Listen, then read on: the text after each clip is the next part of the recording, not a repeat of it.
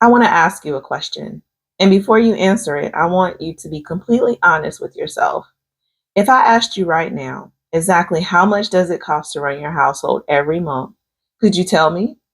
Not a guess, not a rough estimate, not somewhere around the actual number. The truth is, most people can't. And for years, I couldn't either. I knew what some of my bills were. I knew my mortgage, I knew my car payment, I knew my utilities and what they were. But if you sat me down and said, Ashley, what is the exact number you need for your family to function and operate each month? I would have stared at you like a deer in headlights because I didn't know. And what's funny is I thought I knew. Have you ever noticed how confidence disappears when somebody asks you for the exact number? You start saying things like, well, around, probably, I think. And I realized something. You can't confidently manage what you don't clearly understand. And today I want to talk about why knowing your true cost of living is one of the most powerful habits you can build if you want less stress around money. One of the biggest mistakes I think families make is assuming that because money is coming in, everything must be okay. I used to do that. Payday would arrive, my bills would get paid, life would continue. And I would tell myself everything was fine until one day I started asking a different question. Not, can I pay my bills, but where is all my money going? Because those are two different questions. You can pay all your bills and still be struggling. You can make good money and still have no margin or space or room. And you can be successful on paper and still feel stressed every month. And that's exactly where I found myself. I remember looking at our income and thinking, we made too much money to feel this stress. So where is it all going? When I finally sat down and looked at everything, I was shocked. There were subscriptions, convenience purchases, random spending, impulse buys, things that seemed small, but together they were taking a huge bite out of our income. Here's what surprised me the most. The problem wasn't that I was irresponsible. The problem was that I wasn't paying attention. There's a huge difference between that. Most people don't intentionally waste money. They simply aren't tracking where it's going and covering for their finances and their what they're doing for their household. And they simply just aren't tracking where it's going. And money has a funny way of disappearing when nobody is watching. It's like going to the grocery store hungry. I know many of you have done this. You walk in for 3 items and you leave with 15.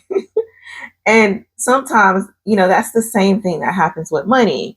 You have one Amazon purchase, you go out to eat for lunch one time, you go to a quick Target run one time, or a subscription. I'm just going to get this one subscription or this one convenience fee. And suddenly, hundreds of dollars start disappearing every month. And that's why financially peaceful people, they know their numbers, not because they're obsessed with money, but because clarity creates that peace. And when you know your real cost of, living, you're no longer guessing, you're making decisions based on that. So there's two ways to build this habit. Here's the first thing. Habit builder number one. What you want to do is write down every single monthly expense. And I mean everything. Your mortgage, or if you're paying for rent, your utilities, your groceries, insurance, any streaming services, kids' activities that you're probably paying for, everything. And don't judge it. Okay, just document it, right? You can't improve what you haven't identified. Do that just one day this week.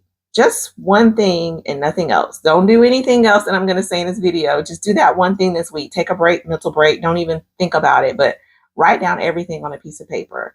Pace yourself and break from trying to come up with your number after that. Just leave that number. Once you come up with it, leave it there.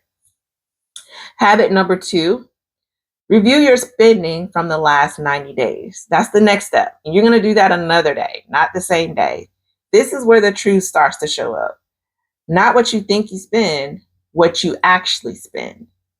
And because sometimes our bank statements, they tell a very different story than our memory does. And that's okay. Most bank apps today, they have your monthly spending, even your average spending. So use those to make this as simple as possible. Remember, The goal isn't to feel guilty about it. The goal is just to bring some awareness so you know what you have and how much you're spending. So if you're realizing that you don't actually know your true cost of living, I created the free training, which walks you through how my family started organizing our finances and creating more margin, which I'll put the link below. Feel free to watch it after this video. I do want to talk about why this matters from a faith perspective. In Proverbs 21:5, it says, "The plans of the diligent lead surely to abundance."